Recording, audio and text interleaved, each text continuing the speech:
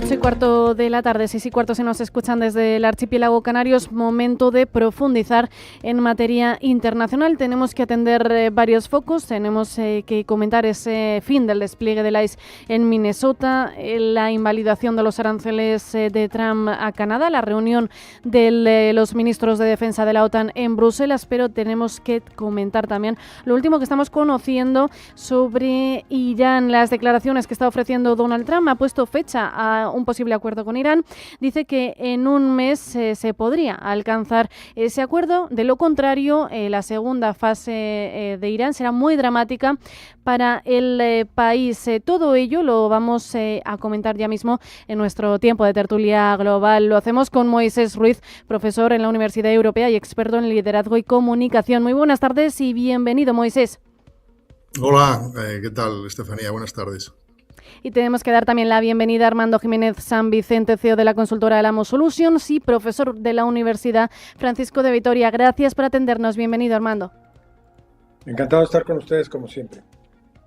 Como decimos, enseguida comentamos el resto de información que nos deja hoy el panorama internacional, pero si os parece comenzamos primero dando una breve valoración acerca de las declaraciones que acaba de realizar el presidente Trump. Ha expresado la esperanza de llegar a ese acuerdo con Irán dentro de un mes. Se le pone fecha a ese acuerdo. Ayer ya se reunió Trump con el primer ministro Benjamin Netanyahu. Después de esa reunión parecía que había algo de optimismo por parte de la Casa Blanca para llegar a un acuerdo. Durante esas declaraciones realizadas en el día de hoy sí que matiza Trump que, bueno, aunque la intención es llegar a ese acuerdo, de lo contrario será muy traumático para Irán en caso de que no se llegue. Recordemos que sobre la mesa tenemos ese programa nuclear iraní, que es el que principalmente se negocia, ya que Teherán, por su parte, ha dicho no a negociar el programa de misiles balísticos y en definitiva no quieren que se toquen más palos sobre la mesa de negociaciones que no sea el programa nuclear. Moisés, primera valoración. Bueno, hombre, valoración siempre positiva cuando hay en las acciones políticas aparece la palabra acuerdo. Pero, bueno, como siempre, Donald Trump pone fecha y amenaza. Si no se cumple lo que él dice, pues caerán se abrirá la caja de Pandora y caerán todos los males sobre quien no acepte mis condiciones. Bueno, vamos a tomarlo con cautela, porque ya sabemos cómo es Donald Trump. Desde luego no es un fiera acertando en fechas. En fin, recordemos sus previsiones también sobre el fin de la guerra en Ucrania y más cuestiones, ¿no? O sea, esto es muy típico de él. En fin, lanzar un órdago, pero es un órdago que hay que aceptar porque si no, pues te amenaza. No sé qué estará pensando en estos momentos el Shah de Persia y no sé qué estará pensando todos los manifestantes que les animó a ir a seguir estando en la calle, a seguir arriesgando su vida porque iba en camino la ayuda. Pero parece ser que lo que quiere no es precisamente un cambio en el gobierno, sino presionar para, en fin, pues, beneficiar los intereses económicos y militares en la región. Bueno, pues esto es lo que quiere decir en este momento Trump, ¿no? No es una decepción para todos los opositores y todos los ciudadanos que querían acabar con el régimen y que pretendían, o al menos estaban esperanzados en que Norteamérica estaba de su lado, y parece ser que no, que lo único que le interesa a Donald Trump es, en fin, económicamente y militarmente controlar la región. Y por otro lado, pues también hay que entender que es también cauteloso, ¿no? Meterse ahora en una guerra con Irán sería terrible para la economía estadounidense y para la economía en general. Sin olvidarnos que Trump sigue teniendo varios frentes abiertos, como puede ser la guerra de Ucrania, la situación interna que afronta de por sí Estados Unidos. Bueno, tiene también algunas tensiones en Siria, por lo que igual abrir otro, que ya se ha abierto el melón, pero por no abrirlo más aún con Irán, intentar llegar de alguna forma a un acuerdo. De hecho, hablando de esas manifestaciones que hubo, y aunque la Casa Blanca negaba que estuvieran detrás de alguna forma suministrar o animar a los manifestantes a que siguieran. Hoy ha salido la exclusiva mediante Bloomberg de que habría enviado 6.000 Starlinks de Elon Musk para de alguna forma pues apoyar a los disidentes, a los opositores, a que tuviesen acceso a Internet después del apagón. Armando, ¿crees que un mes es suficiente el tiempo que necesitan Estados Unidos e Irán para llegar a un acuerdo? Yo creo que sí, ha habido muchísima presión, sobre todo del del primer ministro de Israel, Netanyahu, porque haya una participación más activa de los Estados Unidos.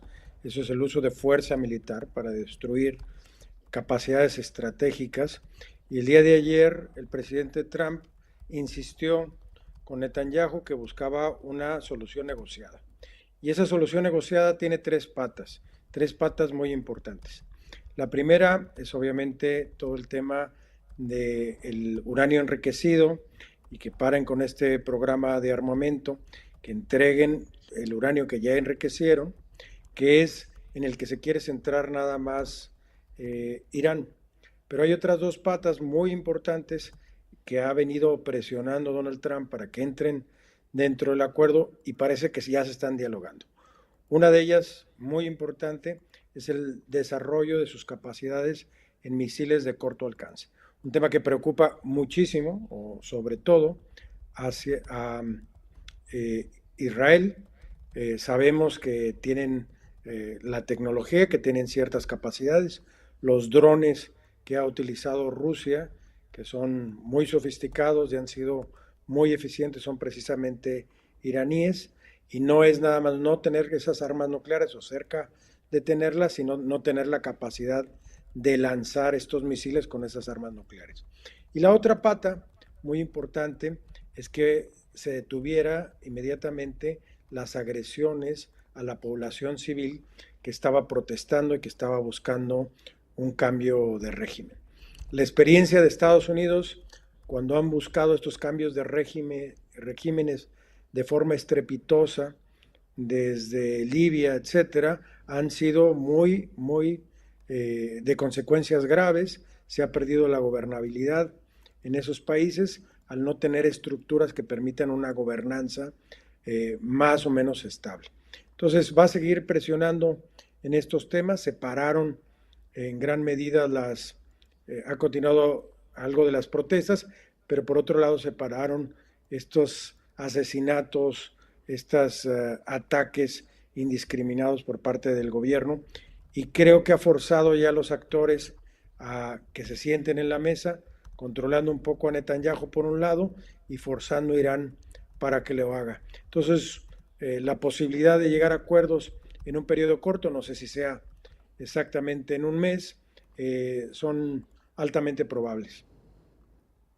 Vamos a mantener el optimismo sobre esa reunión que probablemente, bueno, ese marco de negociaciones que ya ha empezado y que finalmente pues esperemos que llegue a algún tipo de acuerdo y que, como comentabais, no parece como la guerra de Ucrania que continúe a día de hoy, cuando iba a ser la primera en solucionar el presidente Trump. Y hablando de Trump, hoy en Estados Unidos el zar fronterizo Tom Homan ha anunciado la retirada de los agentes del ICE de la ICE, poniendo fin a esa represión migratoria que lleva semanas protagonizando buena parte de la política estadounidense. Se ha saldado con la vida de 2 muertos, más de 4.000 personas han sido detenidas, incluidos menores. ¿Creéis que esta medida se debe más a las posibles tensiones que pueda haber en el Congreso, en cierta forma intentar calmar esas tensiones, incluso dentro del ala republicana, porque al final, dentro de la política de Trump se incluye ese endurecimiento migratorio, Moisés? Bueno, a mí esta noticia lo que me parece que es una victoria de la democracia. Si alguien dudaba de que Estados Unidos sigue siendo un faro democrático, pues creo que con esta noticia le hace desdecirse de esa opinión. Ha sido un triunfo de la presión social que ha llegado también, por supuesto, ha calado en ciertas zonas republicanas y y su expresión parlamentaria en congresistas republicanos, y esto pues le está obligando al presidente a retroceder en la verdad, una alocada política anti-inmigración que, bueno, la verdad es que nos ha alarmado a todos. Y ha habido una respuesta social porque en las democracias no solamente tiene poder el presidente, tiene poder las cámaras, también tiene poder la sociedad, y hay importantes personalidades, en este caso, que se han posicionado contrario a esta represión, influencers sociales. Me estoy acordando ahora de Bad Bunny, que además fue convocado a tocar y a actuar en un evento tan importante como para los norteamericanos como es la Super Bowl, y esto sencillamente es el triunfo de la democracia. Entonces todos los demócratas pues, nos tenemos que alegrar y tomar nota, ¿no? Que parece que imposible. No, el presidente de Estados Unidos tiene mucho poder, evidentemente, pero la democracia siempre tiene que prevalecer y tiene que estar por encima de un presidente, de un Congreso, y esto es así, ¿no? Es el triunfo, esto de la presión social y también, en cierta manera, del sentido común. Con lo cual, repito, lo subrayo y lo digo en alto, es el triunfo de la democracia. Uh-huh.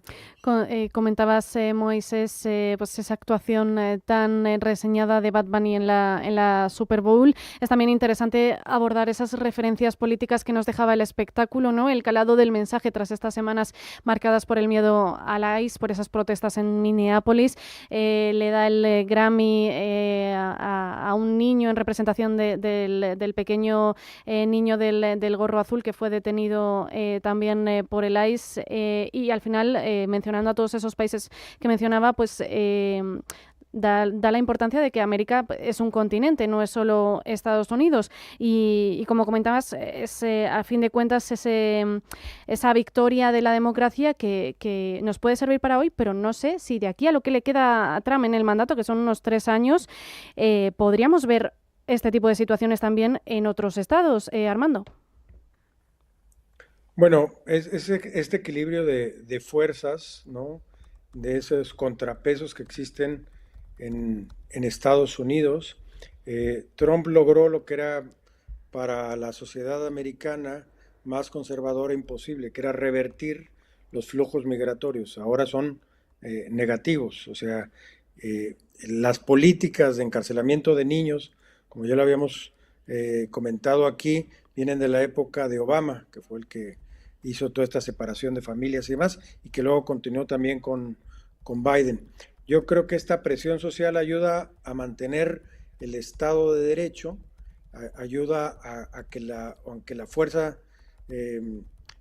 o aunque el ICE tenga este mandato y este poder para poder detener, lo haga de una manera más mesurada, porque está causando unas fricciones muy importantes en una comunidad hispánica que en el caso de Estados Unidos llega ya casi al 60 millones de personas, de los cuales nada más alrededor de 13 o 14 son ilegales, pero muchos de ellos tienen esos orígenes. Entonces, estos contrapesos, y más una ciudad como Minneapolis que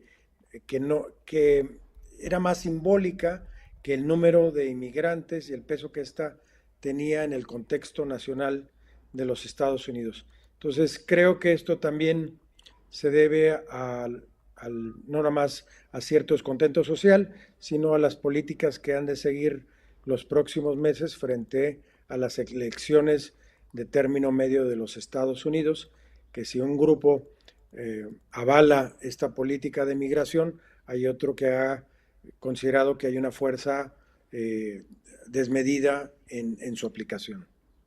Uh-huh.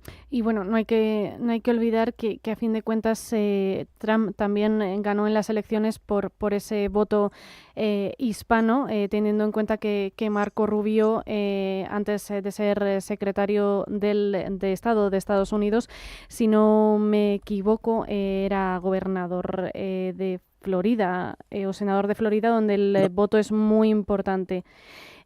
También quería comentaros, ya trasladándonos más a Europa, hoy ha habido esa reunión de ministros de defensa de Bruselas en la OTAN en la que se ha aprobado la Centinela Ártica, la misión para reforzar la seguridad del Ártico. Se ha hablado mucho estos días de que la iniciativa era más bien una medida destinada a calmar a Trump, a contentarlo por las tensiones producidas por Groenlandia, mientras que, bueno, desde la OTAN hoy un alto rango militar ha rechazado estas acusaciones.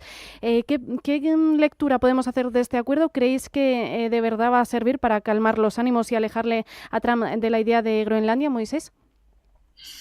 Bueno, parece que se ha calmado bastante. Ya llevamos unas semanas que esta noticia ha sido subordinada por otras.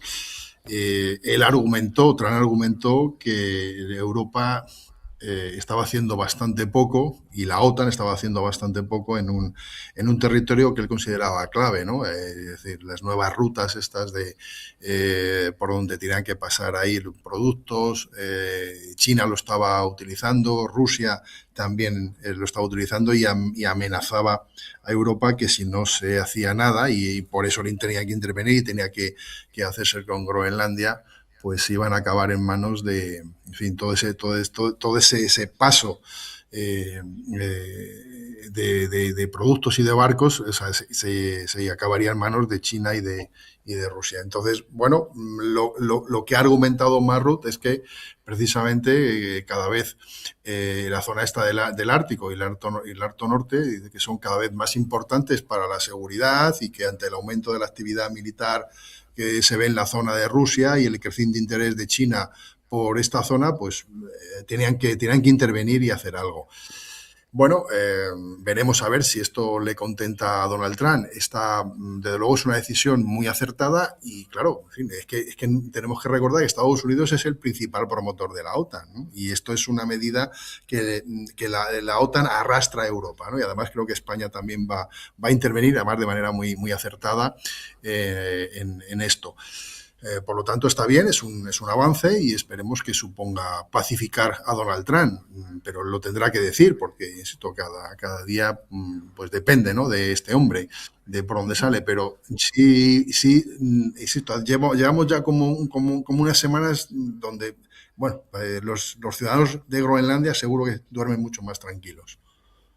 Seguramente, aunque como comentábamos, en última instancia todo va a depender de las palabras del presidente. Parece que es un ejercicio más de cambio de imagen. Además, Marrut hablaba de un cambio de mentalidad también en la alianza, una unidad de visión con una defensa europea mucho más fuerte dentro de la OTAN. De hecho, a principios de esta semana, Macron, también presidente francés, apuntaba a que Europa tiene que despertar, hacía un llamamiento y en cierta forma decía que lo que venimos diciendo siempre, que tiene que reducir esa dependencia de Estados Unidos. Por tanto, ¿más autonomía europea o más dependencia hacia Estados Unidos, Armando?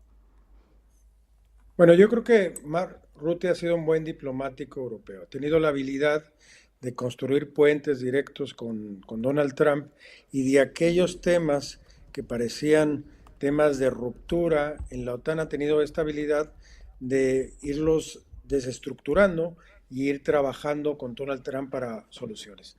Donald Trump ya abandonó el discurso de tomar Groenlandia o posicionarse en la zona y ahora lo está haciendo desde una perspectiva de trabajar en coordinación con la OTAN, incrementar la presencia de todos los países que lo componen y este acuerdo refleja precisamente eso.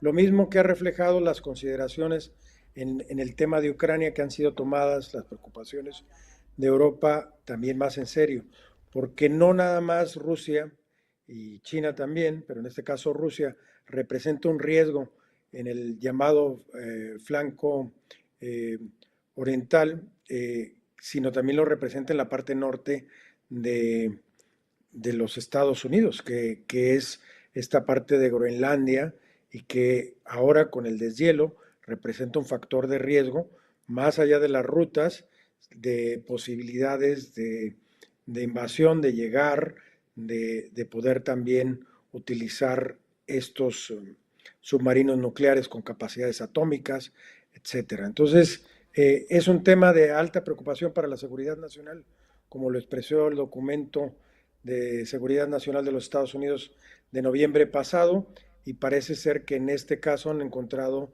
una respuesta común y sintonía entre la Unión Europea, más bien entre la OTAN, los miembros de Europa y los Estados Unidos. Entonces, creo que también es bueno, ¿no? para el ambiente de negociación. Uh-huh. Rápidamente, nos queda aproximadamente 1 minuto y medio. Os quería preguntar qué podéis esperar de la Conferencia de Seguridad de Múnich. Comienza mañana. El año pasado ya nos sacaron, por decirlo de alguna forma, los colores desde Estados Unidos. Recordaba el discurso del vicepresidente J.D. Vance, en el que pues al final reflejaba la debilidad de Europa, la decadencia, lo que hemos estado hablando durante este año. ¿Vosotros qué creéis que nos va a deparar? ¿Creéis que va a ser la misma situación o va a haber un cambio por parte de Europa y vamos a hacerle frente a Washington, Moisés? Pues muy interesante lo que ocurra a partir de mañana en la Conferencia de Seguridad de Múnich, ¿no? Porque se celebra en un contexto de alta tensión global y veremos a ver, ¿no? qué ocurre. Va a ser clave. Ahí se debatirán asuntos que tienen que redefinir las relaciones transatlánticas y la seguridad europea. Y bueno, claro, ahí llega en un momento de división entre Estados Unidos y Europa. Y bueno, el tema de Ucrania lo tenemos ahí todavía pendiente. O sea, varios asuntos importantes, ¿no? Y sobre todo, bueno, esperemos que no nos tiren de las orejas a los españoles por no llegar a ese 5%. En fin, ahí se van a definir. Yo creo que va a ser muy de las últimas conferencias sobre seguridad. Esta, yo creo que sí, va a ser definitoria por esto, ¿no? Por los asuntos tan de elevada importancia que van a tratar. Uh-huh. Armando. Bueno, coincido con Moisés que va a ser muy importante. Yo sí temo que la retórica va a ser de confrontación, tanto de un lado como del otro, de defensa con argumentos, que a lo mejor pueden escalar esa tensión, al menos en la parte retórica. En la parte real de acuerdos y consensos, como lo estamos viendo, se está avanzando en el mismo camino. Ojalá que sirva de marco para que sea estos comentarios y esta retórica mucho más tamizados, mucho más prudentes, y que permitan nuevamente fortalecer esta alianza que es fundamental para ambos lados, pero muy importante particularmente por el estado de desarrollo de las capacidades armamentísticas en Europa para nosotros, ¿no? De este lado. Uh-huh. Y marcará desde luego el devenir de los próximos movimientos en materia geopolítica. Nosotros seguiremos hablando de ello aquí en Visión Global. Muchísimas gracias, Moisés Ruiz, profesor de la Universidad Europea y experto en liderazgo y comunicación. Y gracias, Armando Jiménez San Vicente, CEO de la consultora Alamo Solutions y profesor de la Universidad Francisco de Vitoria. Gracias y hasta pronto. Buenas noches, adiós.